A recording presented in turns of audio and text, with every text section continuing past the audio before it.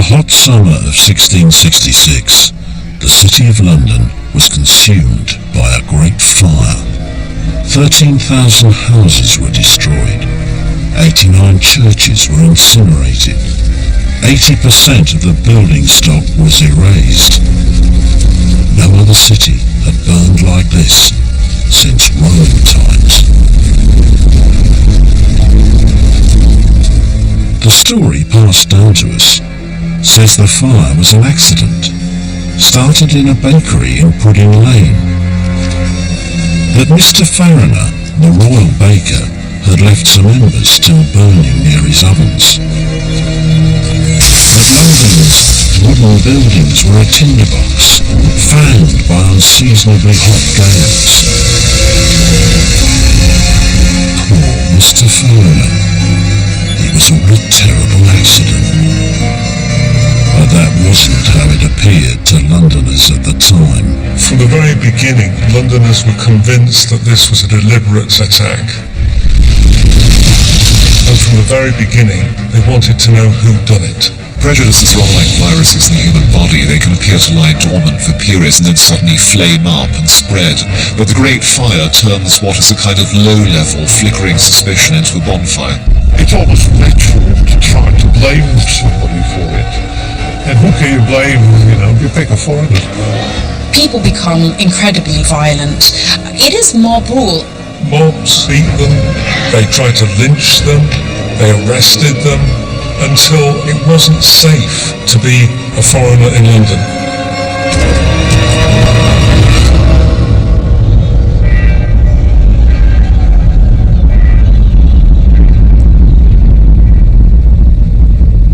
Less than 3 weeks after the fire had been quenched, the House of Commons appointed a committee to inquire into the causes of the disaster. Their collection of eyewitness accounts has survived to this day, deep in London's Guildhall. A true and faithful account is the report of a Parliamentary Committee of Inquiry that was set up after the fire to find someone to blame, to look for the truth, to see what really happened on that fateful week at the beginning of September 1666. The voices that emerge in this document are authentic. They are the voices of ordinary people with all the fear and prejudice and shock. They are the voice of London. A constable took a Frenchman firing a house. There were 300 Frenchmen that were in a plot or conspiracy to fire the city. I searched the fellow, found a horn of powder about him. He also had about him a book entitled The Jewish Government. The people cried out, "He is a Frenchman! Kill him!"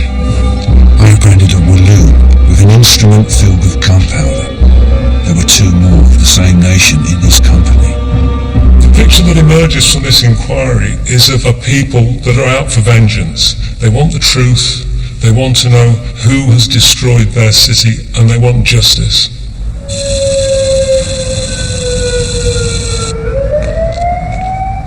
The original crime, as Londoners saw it, had been committed at Fariner's Bakery in Pudding Lane. This is where the story starts. Between 1 and 2 in the morning on Sunday the 2nd of September 1666, the King's baker, Thomas Fariner, was woken up by a manservant. There was smoke coming up from the ground floor, from the bakery itself.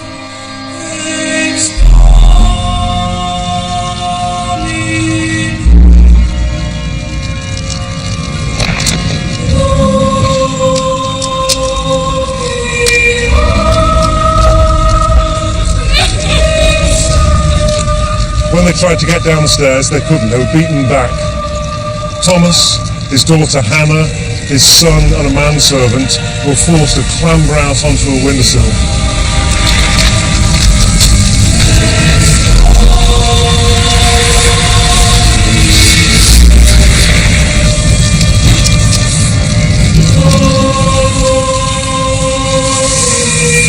The gales fanned the flames spread, and very soon it was obvious that this was more than just another house fire.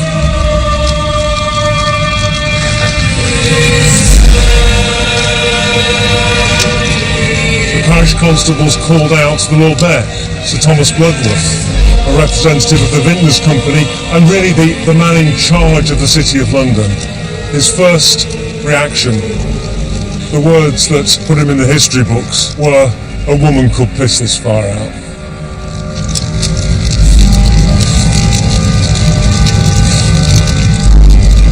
Farriner's maidservant was too frightened to clamber out on the windowsill. She was scared of heights. She was the first victim of the Fire of London. We don't even know her name.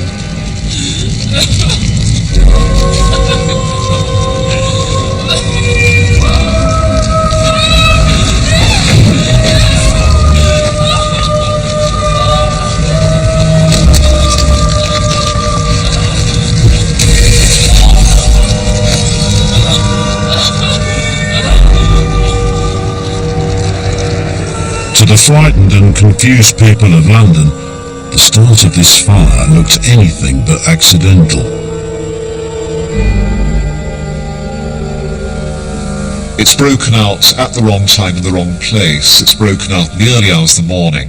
It's right next to huge stores of inflammable materials, and it takes out the great water wheel from the Thames, which pumps up water almost immediately. This looks premeditated.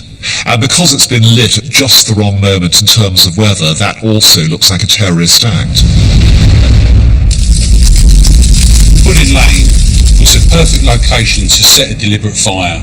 The buildings were very close together. There'd been a drought, all the buildings were dry, the timbers were dry.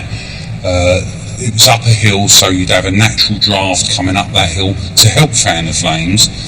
It would also be a good place to hide from an arsonist's point of view. On top of that, it would have been an ideal place to set a deliberate fire and make it look like an accident, because bakers in those days were a very dangerous place to work. The way the fire behaved next further fueled the suspicion of ordinary Londoners.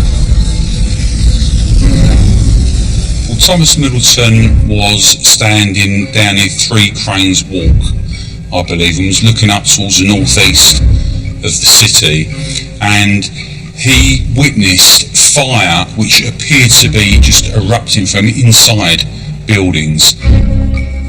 I repaired to the top of a church steeple, where I observed the fire did break forth out of several houses, when the houses that were then burning were at a good distance from them, every way. And more particularly I saw the fire break out from the inside of Lawrence Pulteney steeple, when there was no fire near it. These and such like observations begat in me a persuasion that the fire was maintained by design. The flames were spreading along Thames Street and into the city, but they weren't just spreading in a line. Fires were breaking out all over London in separate incidents. And as far as Londoners were concerned, there was only one explanation for that: arson. It had to be a deliberate attack. At the same time, was it a coincidence that the water wheels were destroyed? Was it a coincidence that the waterhouse up at Islington had its doors locked and the water cocks had been turned off? People said it couldn't be a coincidence. All those things must have been happening for a reason, and that reason was enemy action. As the flames take hold, Londoners spend a surprisingly little amount of time fighting the fire. They spend rather more time looking for foreigners to blame.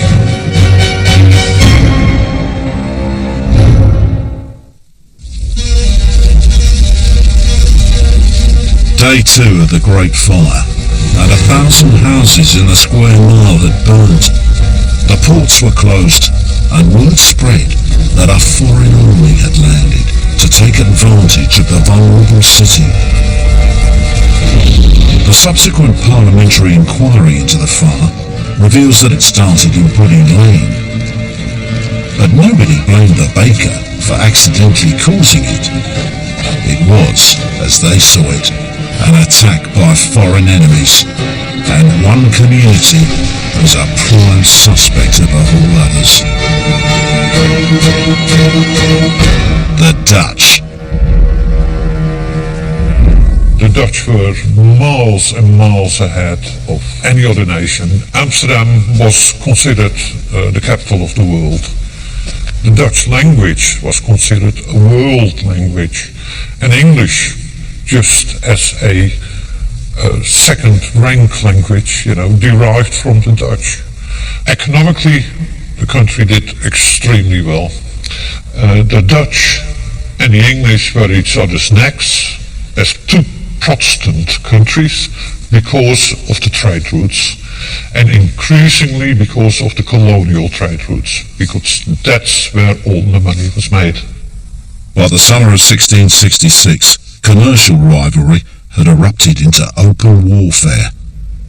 In August 1666, a naval force under Sir Robert Holmes, a flamboyant character who used to wear a gold lace suit and carry a monkey on his shoulder, a force sailed into the harbour at Terschelling on the Dutch coast. They arrived completely unexpected. There were about 150 Dutch ships there.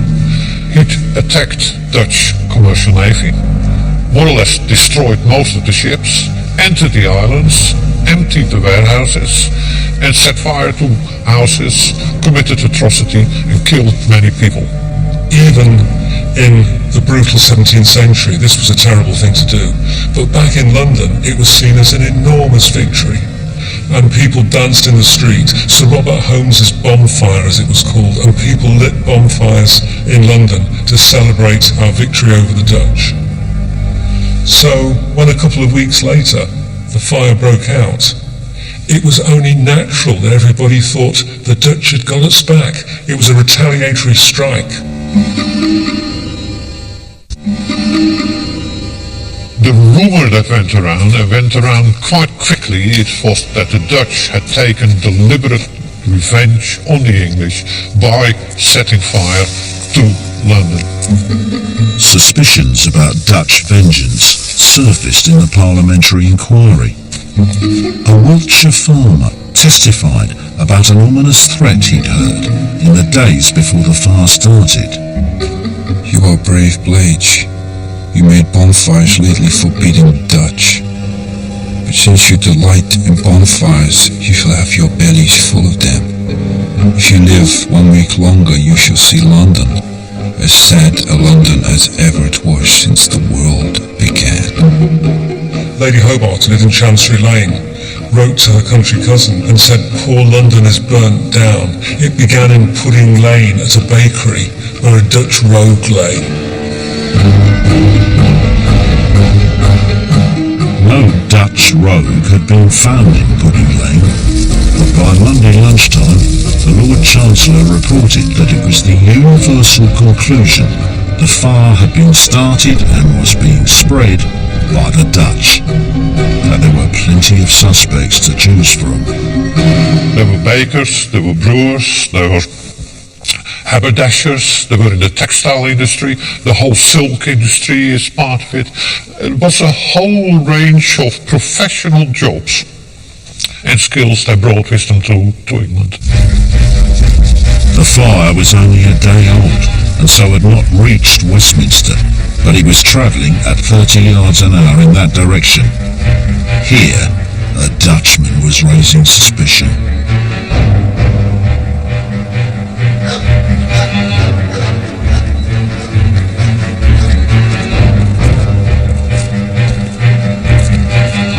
Flames and smoke were seen coming from a Dutchman's house.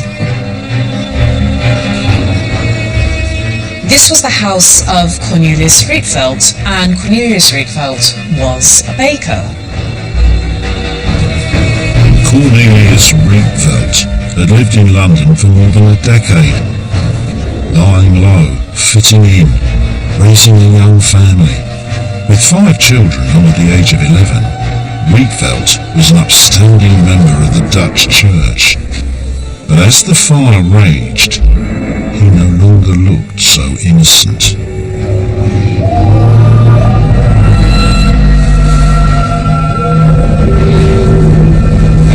Everybody was on such a high state of alert that they immediately suspected that he was setting alight to buildings. and what he was doing was part of an enemy action.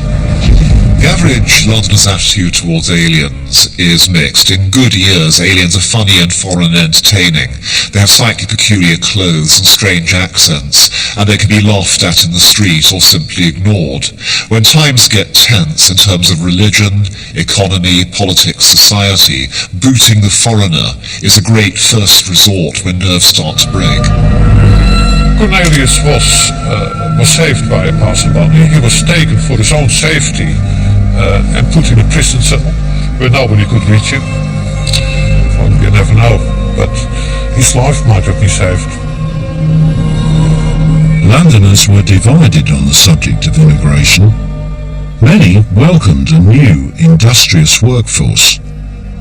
There was a real movement to encourage immigration into England. People thought that there were not enough people in the country. So if you encourage immigration by using naturalization, you would encourage a lot of people who would bring in their skills and money to this country. On the other hand, there was an anti-immigration camp who felt that if aliens were going to come to this country and enjoyed the same kind of rights as Englishmen, a lot of people would be disadvantaged or would lose out. Keeping England for the English carried a lot of currency in the 1660s, as this petition to Parliament shows. So what it says is that these people are only here for economic reasons. They do not want to mix with us. They do not want to go to the same church as us, and they do not want to intermarry with us.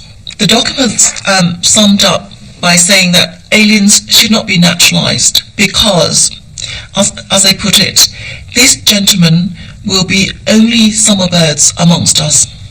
When they have filled their pockets, or if trouble or wars arise, they will not forget their native countries, and may be instruments of much inconvenience unto His Majesty and His dominions. It means that they will not see England as their home, but will return to their countries after they make their fortunes in this country. And they should not be trusted, because if there's trouble, they might be acting as instruments of their country. So they could be potential spies for England's enemies.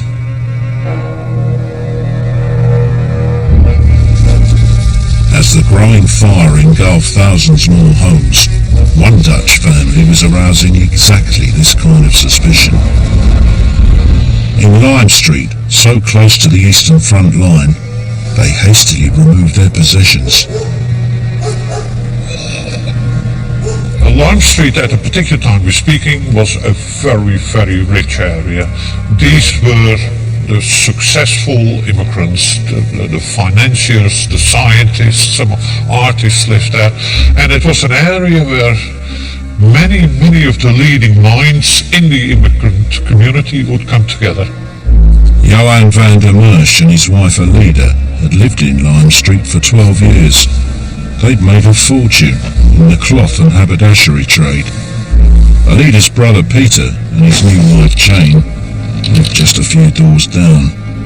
When the fire started, he was able to procure carts, and these were very hard to get as they cost a lot of money and they were very scarce, and it was one of the only ways in which people could get their goods out of the burning city. A Dutch merchant reported spending £60 for 3 carts, the equivalent of £7,000 today. Other Londoners couldn't get carts for love or money, but Van der Merch could. His neighbours would have perhaps started asking questions when they saw him and his family loading carts up with their worldly goods. It looked as if he perhaps had prior knowledge.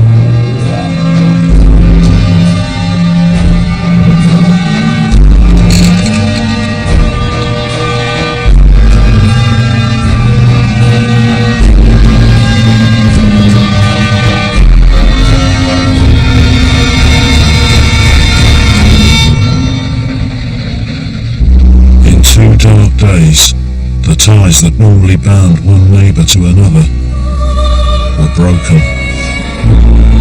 Tens of thousands were now homeless. The fire was gathering pace. The Londoners needed someone to blame. They're deeply paranoid. They're looking for the people that they're convinced were responsible for destroying their city. The parliamentary inquiry, for example, heard evidence from Michael March, and he said that he apprehended a balloon in the time of the fire at the Nag's Head in Leadenhall Street with an instrument like a dark lantern made to lay a train of powder, and it was filled with gunpowder. There's your evidence.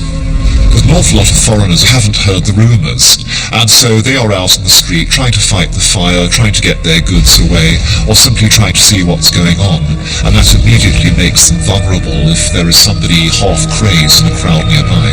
And then the mob turns on them. There are no questions asked. It comes out of a type of terror. Within hours of the fire, foreigners were going into hiding. Their fear was of Londoners, people who had lived side by side with them until that Sunday morning, people who called them friends and neighbours until that Sunday morning. Now they were the enemy. It's apocalyptic. Mass hysteria broke out. Climbing over heaps of ashes. Nobody is going to be calm and level-headed in this type of environment. There is total chaos, and where you get chaos, anything can happen. There was this one Swedish nobleman who was becoming particularly anxious about his mistress somewhere in the city, and decided he would hazard an attempt to go and find her to make sure she was okay, or perhaps he was just feeling a bit lonely. But he went out, and because he looked different, because he didn't look like an average Londoner, because he obviously looked foreign, the mob set upon him.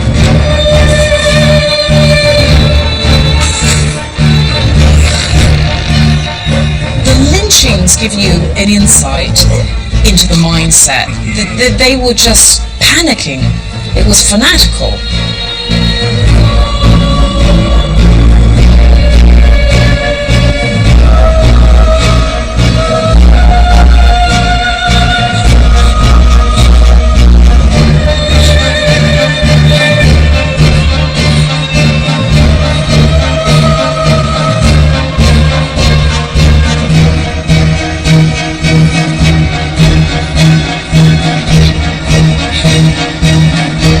Sources tell us that the Swedish nobleman was saved from a makeshift gallows.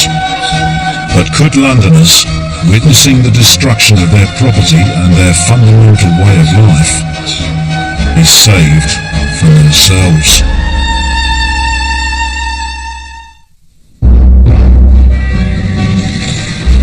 Fueled by hot gales, London's firestorm had entered its third day. Violent mobs had taken to the streets, flushing out the foreign agents they believed were responsible. No Dutch fire starter had been found, so they turned to the next suspect, England's traditional enemy, the French. The default prejudice of the medieval and early modern English are the French. There are great traditional medieval enemies. We'd fought them for longer than anybody else. And they also happen to be, though we hate to admit it, a richer, more populous, more powerful, more dangerous neighbour than anybody else. The bulk of the parliamentary inquiry, the bulk of the true and faithful accounts, the report that comes out of the parliamentary inquiry, targets France.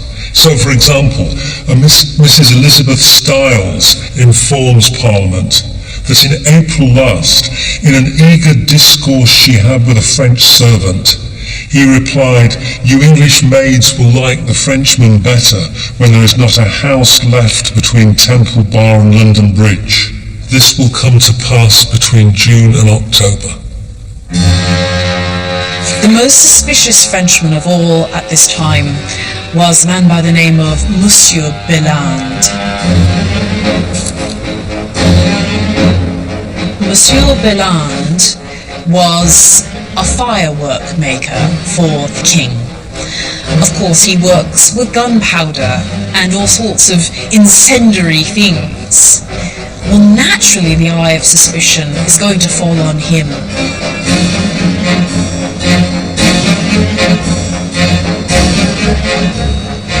only a few days before the fire, he went to go get pasteboard to make fireworks and was told that there would be some delay in getting it, and he complained that he really needed it for this weekend. It was very important, and if he couldn't get his hands on it, there was really no point. He was asked by a citizen what did he want with all that pasteboard, and he said that he made fireworks for the king's pleasure, which he did. But he also said that there was going to be a great firework display which would illuminate St. Paul's, and it was going to take place the next week. And the next week St. Paul's was illuminated, but not in a way that anybody dreamt.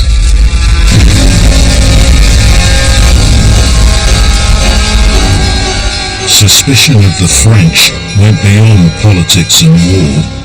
It was about something that had tormented the English for the past century: religious fundamentalism. By definition, the Protestant Reformation turns the Roman Catholic Church into the bad religion against which Protestants define themselves, and the English are no exception. After all, in much of the reign of Elizabeth, Catholics are trying to murder the monarch, and they send an armada against us. In the reign of James VI and I, they try and blow up the entire ruling class in the Gunpowder Plot. And an awful lot of English Protestants blame the Catholics for the English Civil War, which had raged through the 1640s. So they are the obvious national enemy. They are the Antichrist. They are the definition not just of religion that's actually fashioned by the devil to take people to hell as fast as possible. They're also the enemies of English liberties, British democracy, our basic ideals and rights going back to Magna Carta, or so ordinary English people of the age believe. The violence against the French exploded, red and raw, onto the streets.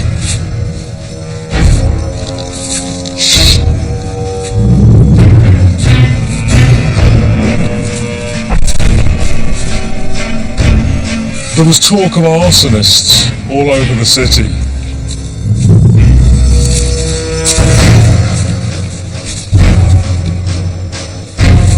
William Taswell, a 14-year-old schoolboy, mentioned a Frenchman that was caught in Moorfields with an armful of firebombs.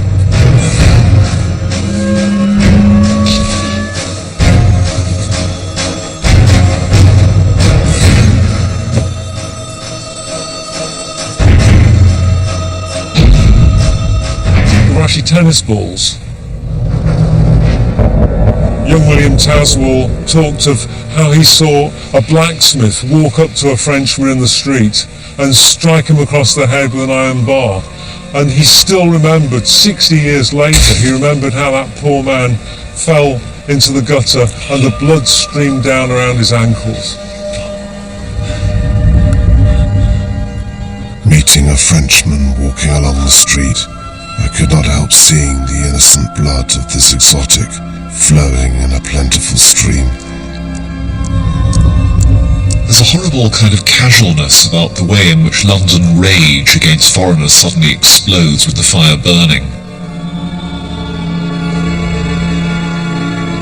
Probably the most atrocious single incident concerns a woman in Moorfields, north of London, who's walking in towards the city carrying some chicks in her apron.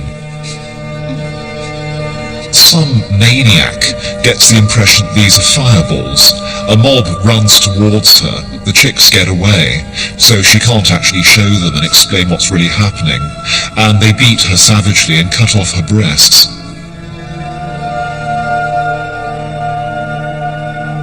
The casual violence against people in the streets or in the fields outside indicate that some Londoners are simply losing their reason. They're seeing their entire world literally going up in smoke in front of their eyes. They can't believe that this is natural, that this is normal, that this is something they can explain in any way other than evil human beings. And so they're looking for demons in human form walking their streets. So naturally the mob went looking for their prime suspect, Monsieur Belland, the French firework maker. They find his shop empty, but they follow his servants. They follow them across London. was smoking London until those servants reached the Palace of Whitehall. They follow those servants into the Palace of Whitehall, down the corridors, up the stairs.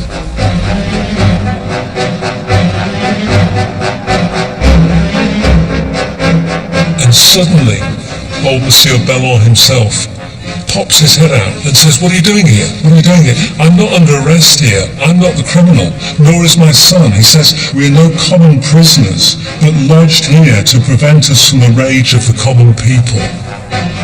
Aland had found refuge at the royal court in Whitehall.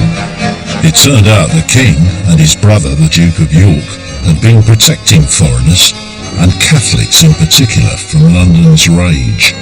Over and over again, one hears the same phrase: a Frenchman was taken firing a house, and then one hears he was taken by the Duke of York's lifeguards. A constable took a Frenchman firing a house. He seized on him, and going to a magistrate with him, met His Royal Highness the Duke of York, who asked the reason of this tumult. The Duke of York called for the man. He spoke to him in French. And the Duke said, "I'm taking this man into custody," and the Frenchman wasn't seen again. What they were doing is rescuing people, but the mob didn't see it like that. The culprits were being taken away from them, from their justice. Were they being spirited away? Were they being whisked out of the country? Were they being protected? Perhaps the answer to that question lay at the front line of the fire, where small groups of brave firefighters fought vainly against overwhelming odds. And at their head was James, Duke of York. During the Great Fire of London, the Duke of York behaves like a hero. He's Lord High Admiral, which means he commands the warships more than the Thames. And so he brings up sailors from the fleet who are used to running up rigging and putting up masts, and gets them hard at work demolishing houses and pumping water. And he's there himself.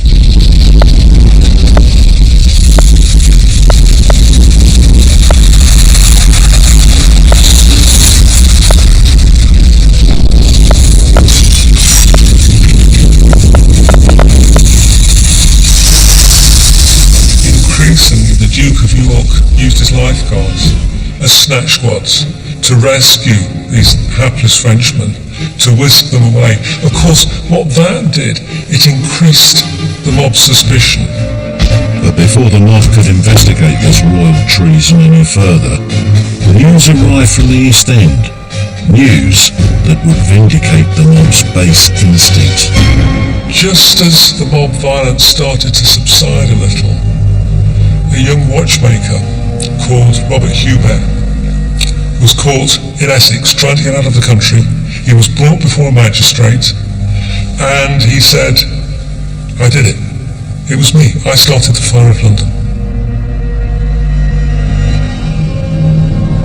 This was exactly what Londoners had suspected, and all their suspicions suddenly seemed to be confirmed. It was a plot. It was a Catholic plot. It was a French Catholic plot. Everybody said, "I told you so." Robert Hubert of Rouen, Normandy, who acknowledged that he was one of those that fired the house of Mr. Fariner, a baker in Pudding Lane, from whence the fire had its beginning, confessed that he came out of France with one Stephen Pedlo about 4 months before the fire, and then they came together into England in a Swedish ship called the Skipper, where he stayed on board with the said Pedlo till that Saturday night in which the fire brake out. When Pedlo, taking him out of the ship, carried him into Pudding Lane, and then he told him that he had bought 3 balls and gave him one of them to throw into the house.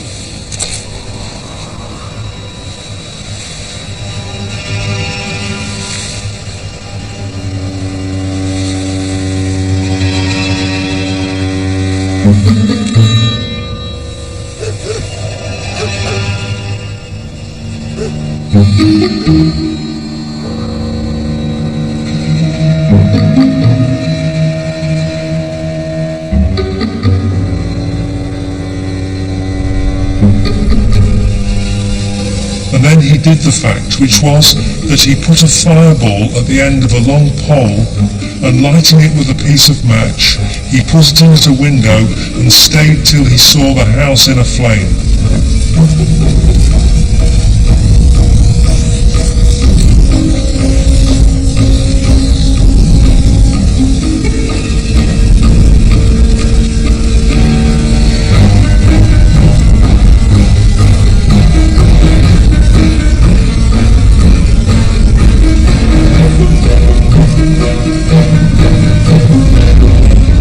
Confessed that there were 23 accomplices, whereof Pedlo was the chief.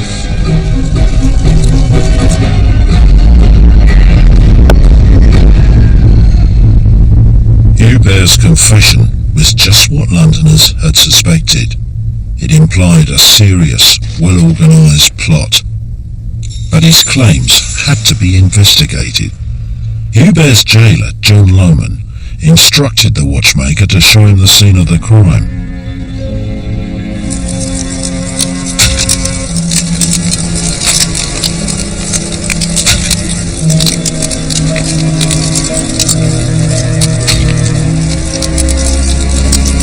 Here stood the house, he said. The jailer endeavoured to draw him from that belief and pull him upon seeking for some other place. But he positively persisted in what he had first said, and affirmed that to have been the said house. What the jailer did was good practice, and it's practice now. He went out of his way to disprove that Hubert had set the fire by trying to distract him from where Hubert was saying the bakery was. Based on the jailer's evidence, it's pretty damning for Hubert, and when I read that, I really believed that this could have been an arson fire. Hubert's evidence made sense to a battered city. Under due process, he was convicted of starting the Great Fire of London and sentenced to death. Londoners believed they'd got their man, but the trouble wasn't over for London's foreigners.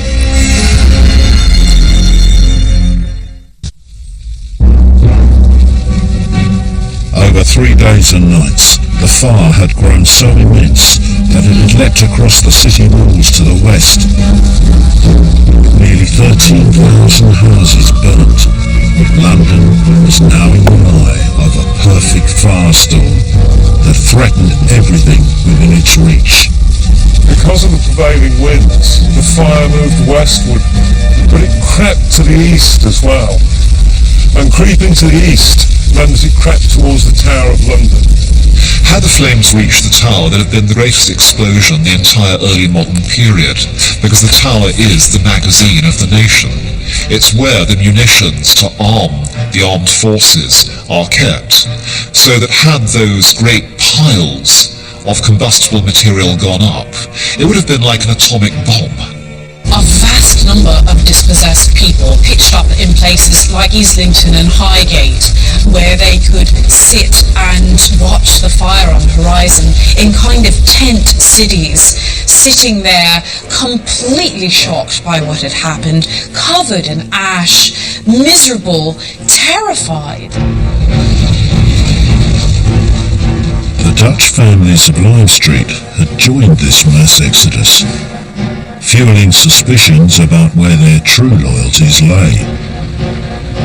But they were seen in a very different light when they returned to help fight the raging inferno. Lime Street was now on the front line of the fight to save the tower, and with it, the city.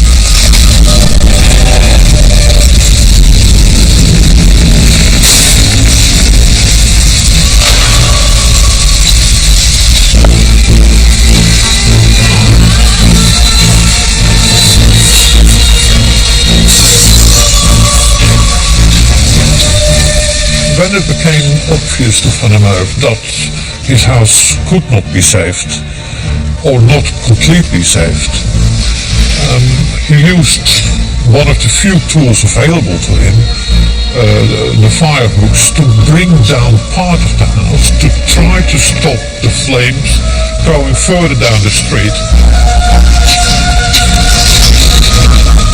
What he did was sacrifice his own property in order to save other properties from the fire.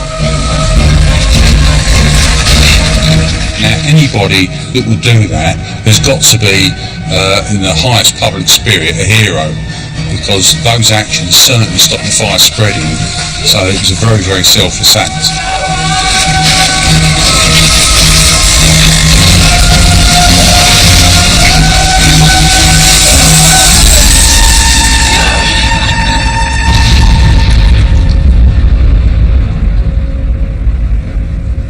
After 4 days of conflagration and violence, the Great Fire of London burnt itself out. It never reached the tower because foreigners and their English neighbours made great personal sacrifices. But the battle to live in peace in London wasn't over. Denied the right to rebuild their homes and their lives, some foreign Londoners took their fight to the courts. John Van der Mesch, an alien merchant, had his house burned down by the fire, and he was looking to renew his lease so he can rebuild a house, but his landlord refused on the ground that he was an alien enemy. When Van der Mesch took the landlord to court, it's quite heartwarming in a way to see that there were so many local people who were prepared to come to court and support him, tell the court about, his heroism, about his willingness to sacrifice, to help, and basically, what a good citizen he had been.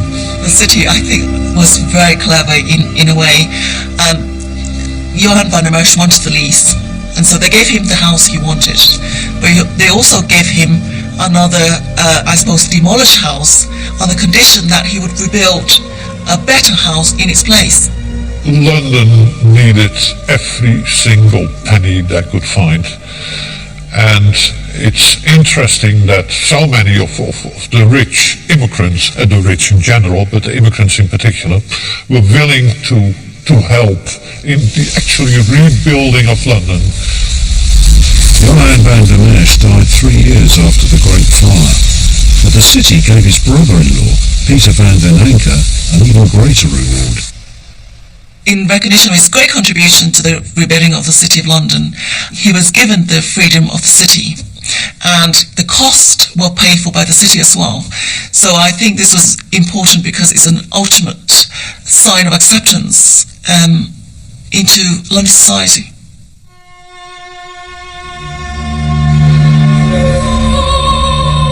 Other victims of the mob's rage made their peace with London too. Cornelius Rietveld, once he was released, and it was obvious that he was not involved at all, he returned to his business, to his home, and found everything destroyed. However, he did stay in London. There is a record that another of his child was baptized in the church, and he must have rebuilt his business nearby, probably amidst the very people that had robbed and destroyed his previous business.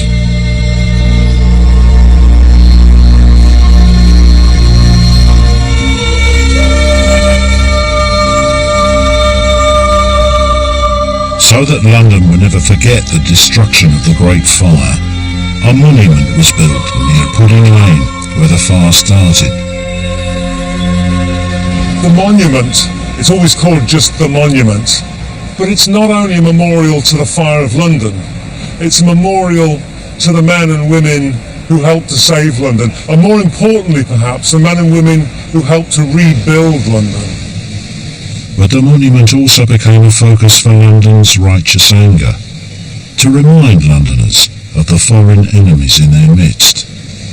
There was a plaque here which read, "Here by permission of heaven, hell broke loose on this Protestant city from the malice of barbarous papists whose fires are not yet quenched. The lame French watchmaker Robert Hubert's name was etched here as the bloody foreigner who London believed started the Great Fire. He was hanged on the 29th of October 1666, just weeks after the fire was extinguished. The mob's malice doesn't end with Hubert's death.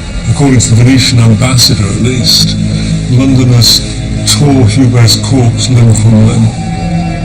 But not everyone believed that the Frenchman had actually done it. Hubert's innocence was confirmed by the captain of the ship which had brought him to London. Hubert hadn't even been in the city when the fire broke out. There's absolutely no reason to believe that Hubert was anything other than a nutcase. Somebody who's effectively committing suicide while making himself world famous, even at the cost of his own life. But Hubert had insisted on his guilt, and London had exacted her revenge. The rage to blame lasted long after the flames had gone out. It lasted, in fact, for close on 160 odd years. It wasn't until 1829 that that plaque finally came down. By which time, London had decided to write the whole thing off. The Great Fire was an unfortunate accident, started in Farriner's Bakery in Pudding Lane. And so London was able to develop into the cosmopolitan and commercially vibrant city we know today.